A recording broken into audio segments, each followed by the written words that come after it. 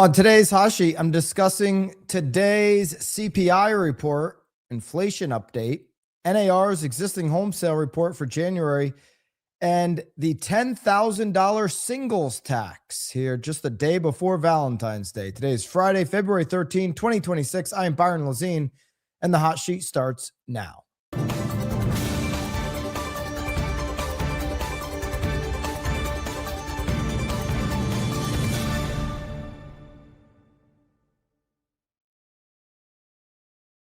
Oh boy, live from Naples, Florida, we've got an inflation report today. Do we ever? Looking forward to sharing it with you. Just released here at 8:30 a.m. Eastern time. So 60 minutes ago was the release from the Bureau of Labor Statistics. Big week for them. An employment report that beat all expectations. And now a CPI update from BLS. We're going to dig into it. It's a pleasure to be with you wherever you may be tuning in from. Thank you for taking a little portion of your day to spend it right here on the hot sheet. Love you to subscribe to the channel here on YouTube. Subscribe, share the channel with somebody who can benefit from this daily 24-hour look back on housing, the greater economy, how it impacts housing for real estate professionals. We do this every Monday through Friday. Appreciate being with you. Replays available Spotify, Apple, and here on YouTube. Okay. What were we supposed to be dealing with today? Because of inflation. The shelves were supposed to be empty. You were supposed to be walking down aisles, empty shelving, nothing to buy, stocks worth $0, stock market in the tank, unemployment extremely high. The economy is going to fall apart. That's what we were told just about a year ago to the day, because inflation's going to get out of control. Inflation's going to get crazy high. BLS reports today that inflation comes in for January 2026 under expectations. Inflation continues to move down. Okay. It is what it is. And I've been saying for months, years, I showed the Barry Sternlight. I had to look it up, the Barry Sternlight screenshot. Recently, I think I did it earlier this week or last week. I had to look it up because I showed it so many times a couple years ago. I'm like, what year was that when I started showing this? Yeah, Barry Sternlight. You can see the screenshot at the top right corner.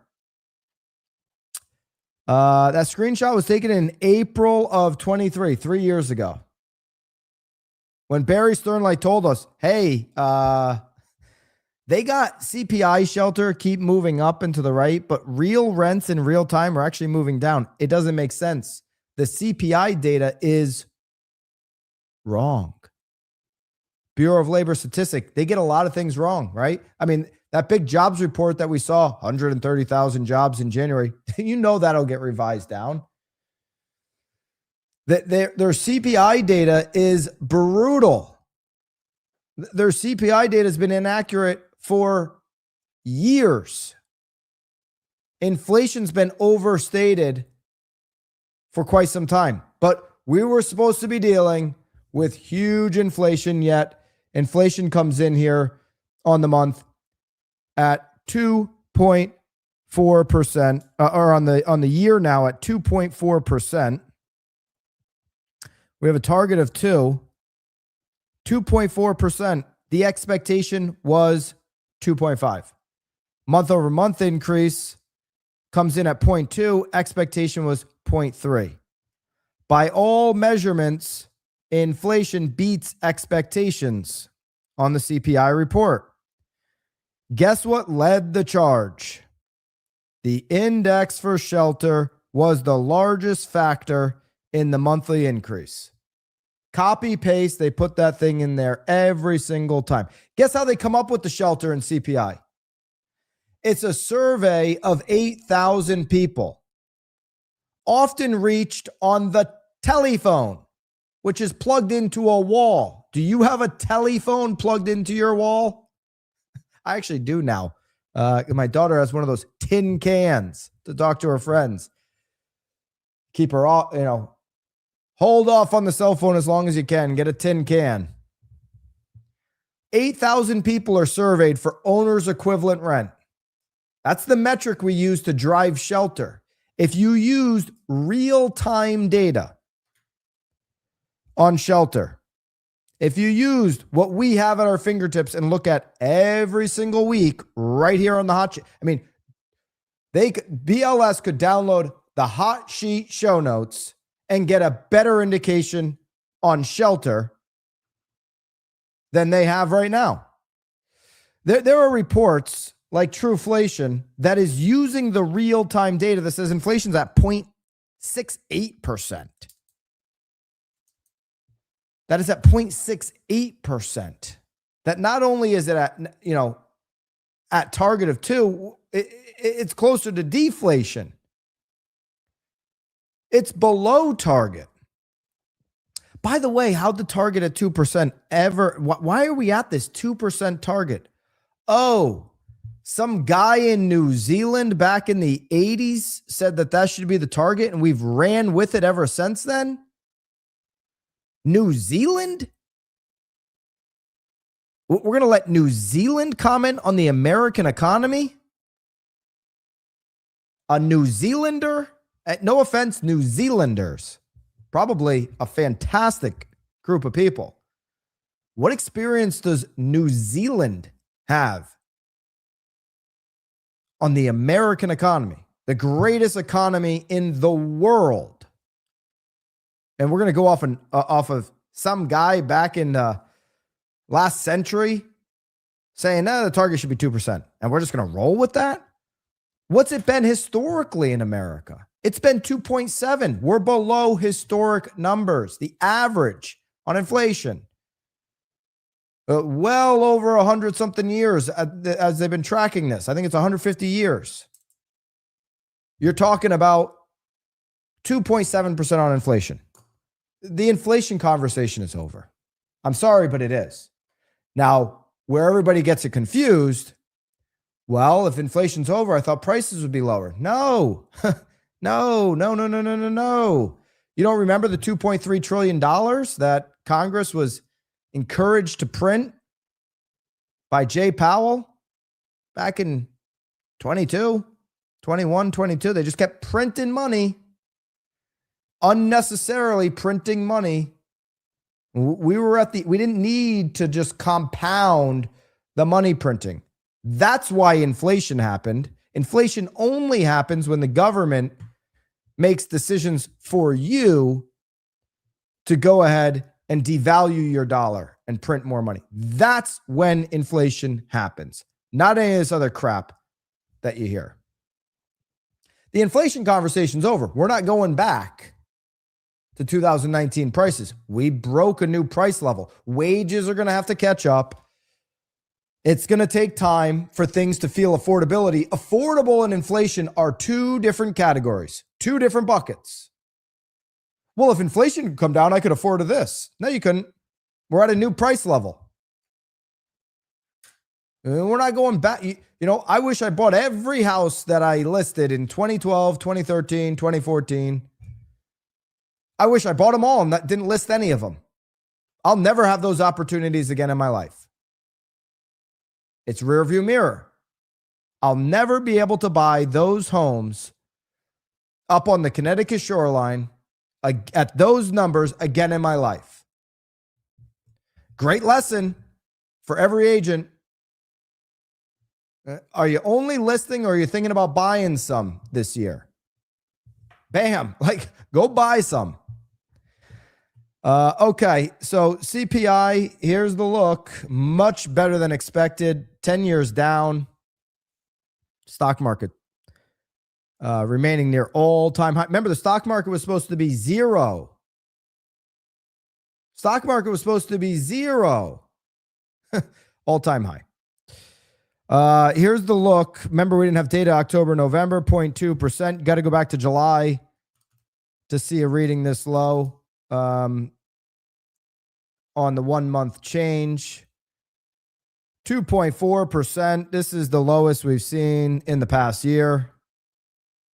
The trend line over time is down. Okay, that's what it means when you go from 8-9% down to 2.4.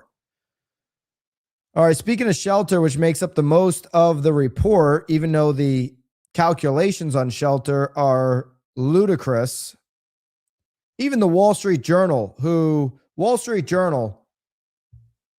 is about as partisan as it gets. And you know which side I'm talking about in terms of partisan. They want to root against the economy. Even the Wall Street Journal has reported owner's equivalent rent is stupid. It doesn't make any sense. Why are we using it?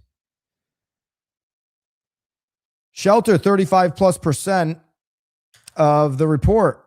Okay, shelter, this 3%, that's the year over year. So when I say 2.4% year over year on CPI, it'd be much lower if this 3 was in alignment with what's actually happening today. I mean, this should be at 2 or below 2 if you're using real-time data that we are looking at every single week, realtor.com, et cetera. But it's at 3% annually, and it's dragging that number up. For the month, it was 0.2%. All right. There you go. I mean, there's not much more I can say. There's not much more of an obnoxious victory lap I can take on saying, hey, inflation's not the problem here. Now, the jobs report we had earlier this week, which I don't buy into the jobs numbers all that much, being at 130,000 for January. I think those will get revised down in the future. They've just historically continued to revise these numbers down.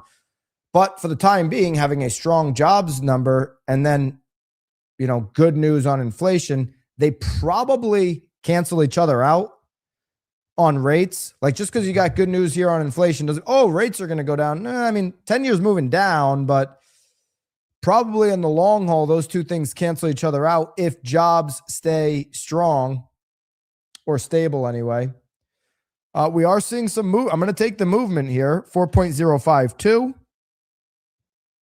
We want to zoom out for a year on the 10-year. 4.052 is pretty good. I mean, this time last year, we were up over 4.5. So, this is great in comparison to that. Remember last year, 30 fixed year mortgage, this time was about 7%.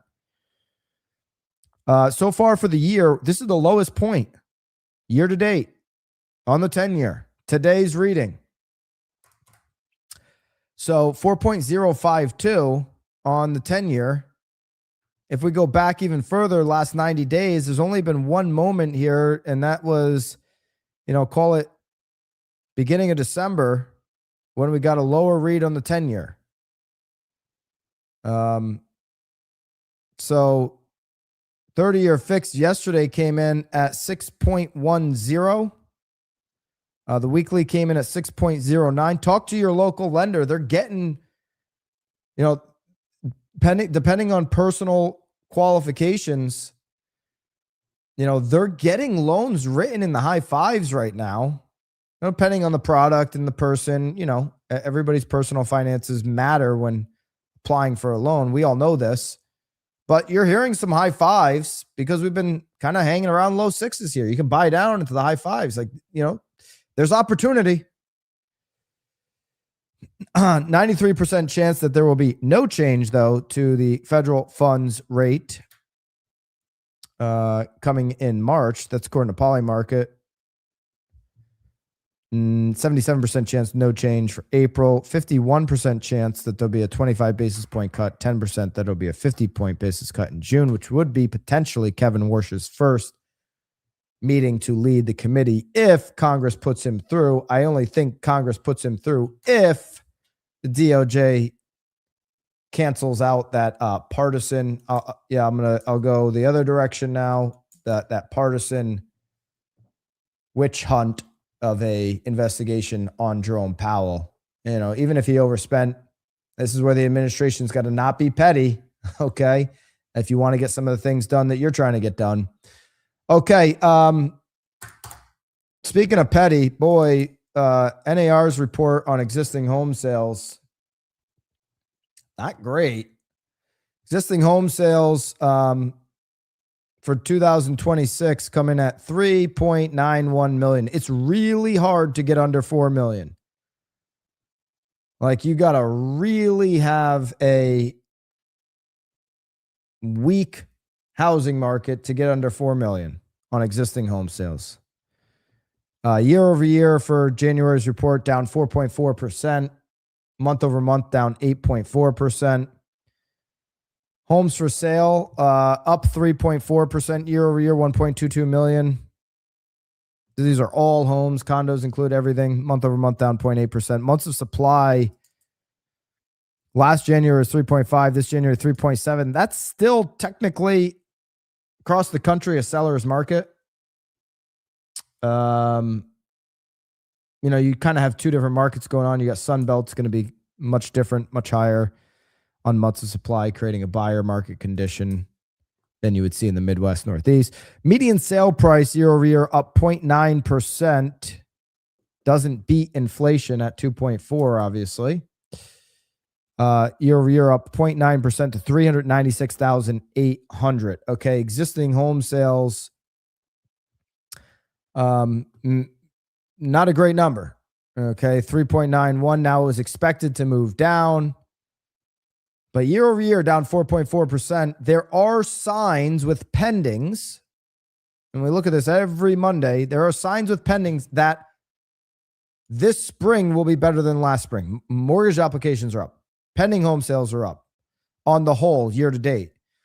And so that should be a future indicator that we'll see more sales this spring than we did last. But when I say, hey, what's this market going to feel like? Oh, a lot like last year, because you're going to have reports like this where things are down. We maybe make up for it in the spring. Oh, is it going to be hard? You better believe it. Could anybody almost sell a house in late 2021, 22 when the rates were 2% and 3%? Yeah, it was pretty easy. Yeah, I saw a lot of people who probably aren't even licensed today or aren't active with their license today selling homes back in 21. Everybody listening to this, congratulations. You're the ones making a difference in the market. When you're putting up numbers over the last 3 years, when you're putting up numbers in 26, it's way more impressive than the numbers in 2021. Okay. When you're leading the charge in market share, or, just putting up numbers that are like, hey, you're getting big profits on the numbers that you're doing for your business, for your family in 20, congratulations when you're doing it in 26. That's a separator. This 8.4% in January, one of the biggest drops here recently. It's disappointing, says Lawrence Yoon. Below normal temperatures and the above normal precipitation this January make it harder than usual to assess the underlying driver. Now, most economists have pointed towards this. Hey, there is a reality to weather slowing people down. Remember, a home buyer, shopper, somebody who's going to list their home, and I got a foot of snow. Well, why don't we just bump it to next week, see if this stuff melts? I don't really want to go outside. So there is real human nature mixed into the data. People will slow down. And they're all pointing to it. Affordability conditions, though, are improving. The doomers don't want you to believe it. They want you to believe that the shelves should be empty, that the stock market should be zero, and that nobody will ever be able to afford a house for the rest of their lives. We might as well start digging a bunker in the backyard. The end is near. But when you look at the data, there's reason to encourage those who are at least hopeful about tomorrow. Hey, affordability is improving slowly. Yeah. Is affordability a problem? Yeah. Can you buy exactly what you want, exactly where you want to live? No. If you want to get into home ownership, and start having a chance at the future of being in the exact neighborhood that you want because you've got the benefit of appreciation instead of the alternative with rent. Might you have to look 15, 20 minutes outside of your desired bubble? Yeah. Is it possible today? Yes. Does it cost more money? Sure. Can you get a game plan with your agent? Of course you can. All right. Wage is outpacing home growth. You keep that up. You know, if GDP numbers this year come in strong, that'll continue. Do you need a job or a huge bank account to buy a house? Of course you do. They're not free.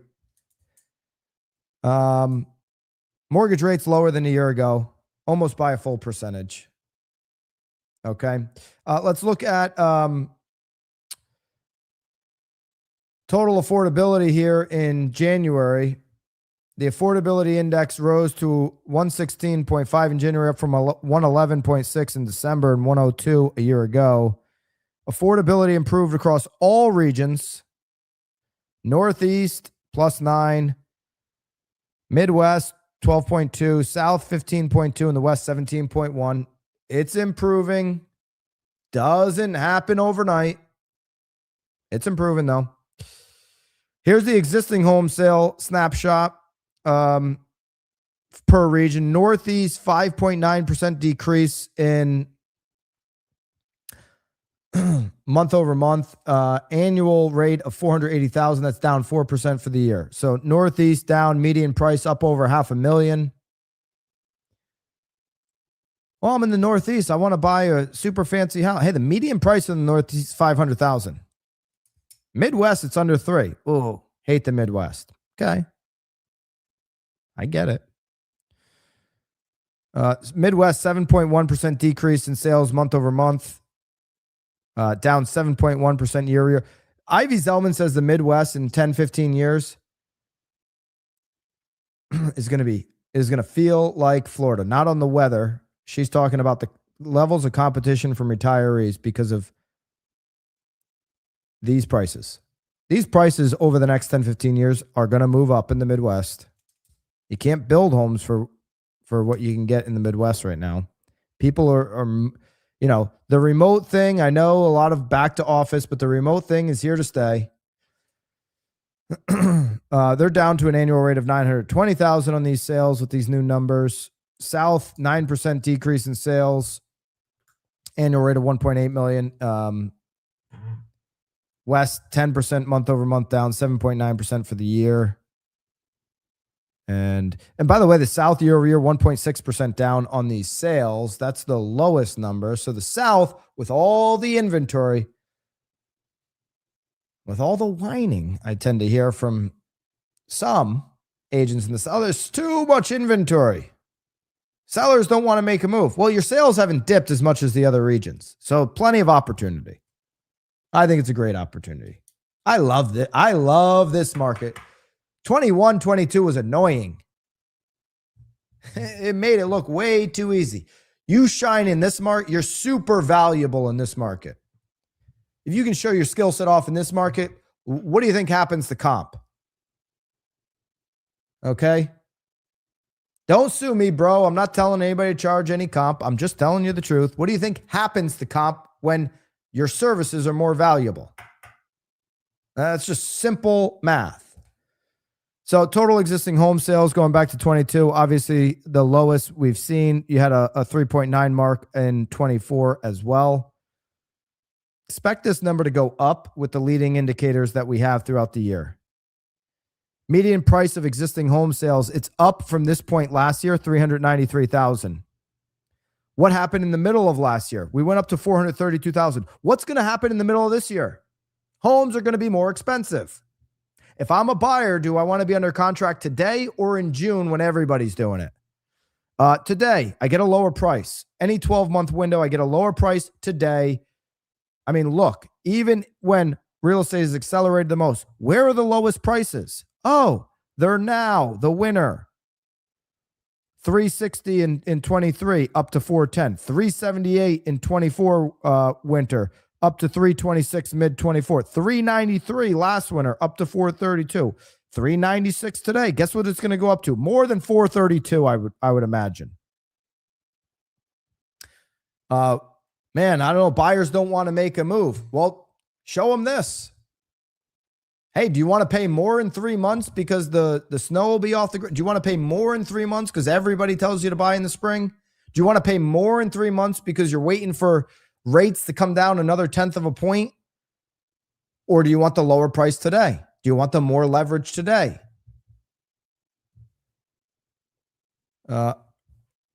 Existing median price up 0.9%. It's better than where we were last month at a 0.3% year over year. The trend overall is down, just like inflation. Total existing home sales is the biggest drop year over year, 4.4% we've seen over the past year. No question about it. Confidence from realtors. Here we go. First-time home buyers, realtors say making up 31%, up from 28% last year. Remember, last year was one of the lowest first-time home buyers. It's up slightly. Sales to investors, down 1%. Cash sales, down 2%. Distressed sales, down 1% from where we were last year. We don't have anything to worry about right now in distressed sales. Days on market up 5 days. And then here's your region, 12% in the Northeast of total sales versus 46% to the top in the South. Midwest, 24, West, 18%. Okay. There's your existing home sale region. Valentine's Day tomorrow. Zillow's got a report out. The price of going solo, $10,000. That's the single tax.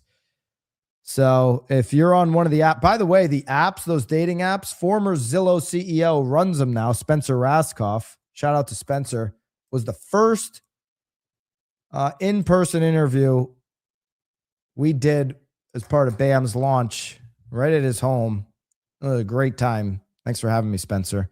You can find that here on some of the old pods here a few years ago. He's running the dating apps. Okay. He's doing it. He's a CEO. I don't know what the conglomerate company is there, but it's the big dating apps that you know. Well, Zillow, his old company, says the price of going solo is $10,000. Okay. What does that even mean?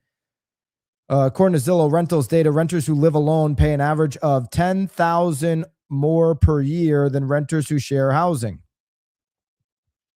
Data shows the singles tax increased by $146, smallest annual increase. Okay, so this is true for sure. And I was just talking about this on my radio show. A little bit. How do you hedge against that if you're single but you want to get into home ownership?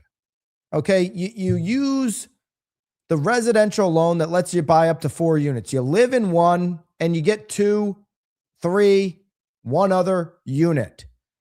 That's how you eliminate this tax as a single who wants to buy. Okay, you're single, you got time to self-manage 2 or 3 units. You want to get into real estate, eliminate the tax, have a lower cost of living. That's how you do it. Agents that there's really good agents that can help people do this. It's a math problem. I used to talk first-time buyers out of buying these. Hey, it's just a math problem. We just got to find the one where the math works. I remember one in particular. I told the story about on the radio show. Moms, was ecstatic when I showed them kind of just a simple formula on how to calculate vacancies. And I said, no, this isn't a deal. We're going to keep looking. She's like, oh my God, whatever he says, do. The 4 unit he bought almost has tripled in value since then. So that's how you hedge against that if you're the solo renter. The solo buyer, solo renter. Singles tax is the highest, and guess what? New York City, San Jose, Boston, San Francisco, LA, San Diego, Miami, Riverside, DC, and Seattle. It's so funny. I want affordability. I want to live in the best place in New York City. Not going to happen. Said it yesterday. Okay. It's not going to happen. By the way, if you're an agent, assuming you are, and you haven't applied for a loan for 2026 for yourself, well, I got a house, Byron. I don't need one. Hey, you don't know when an opportunity is going to present itself that you should buy. And how about feeling what the people are feeling right now? Maybe the last time you applied for a loan, it was 2.5%. I think every agent today should be applying for a loan. Know what that single shopper is going through, that couple shopper, whatever the case may be. Know what they're going through right now. I'd call my lender today and say, hey, I'm probably not buying anything this year, but let's just go through the process. It's good for me to have. Imagine if every agent did that, how that would skew the numbers. That'd be fantastic. All right. There you go. There's your hot sheet here for the week. Hope everybody has a great weekend. We're going to have a new Knowledge Brokers pod up on the channel, on the Knowledge Brokers channel later today, wherever you listen, Spotify, Apple, or on the separate YouTube channel, Knowledge Brokers Pod, myself, Tom Toole, Lisa Chinati. That'll be up later today. Check that out. Would appreciate you checking it out. If you haven't, go subscribe over there. Subscribe to Now Bam right here on YouTube. There's your week. It's been a crazy, a lot of good news. And then some interesting news throughout the week. Has anybody seen, and I'll be curious before I jump here in the comments maybe. Has anybody seen what's going on with real estate stocks this week? I mean, we got the ticker going. I mean, look at Zillow here. Year to date down 33%. 1 year down 44%. Is that a buying opportunity, or do you think Zillow's going to disappear into the ether? Oh, the shelves are going to be empty. Are you that person, or are you seeing an opportunity? Hey, the Dow is up at, the highest. I'm not telling you to buy Zillow, by the way, even though I did. How about CoStar? Not crypto, sorry. How about what's CoStar stock? I saw this one. This will be my next buy. Down 47% the last. Now, CoStar, don't just think homes.com. CoStar is down 38% last year. I mean, they dominate CRE on the internet. Everybody's brokerage, all your favorite brokerages are down. Look at Real the last 6 months, down 40%. The year to date, down 25%. For the past year, 48%. Hey, if you believe in that company, none of these are a recommendation or financial advice, by the way. But kind of similar to what I just said on, do you believe in your product? Go get a loan application. Know what your home shoppers are going through, and be ready to buy. You're a real estate professional. Be ready to buy. Be ready to jump into the market. It's your product. People that actually are investing in the product are some of the most interesting agents themselves, obviously. And more belief. I mean, I'm seeing real estate comments are stocks are blocked. Hey, I agree. I mean, everybody that brags about getting stock. Oh, I get stock with my company. Dude, why is this stock in the tank?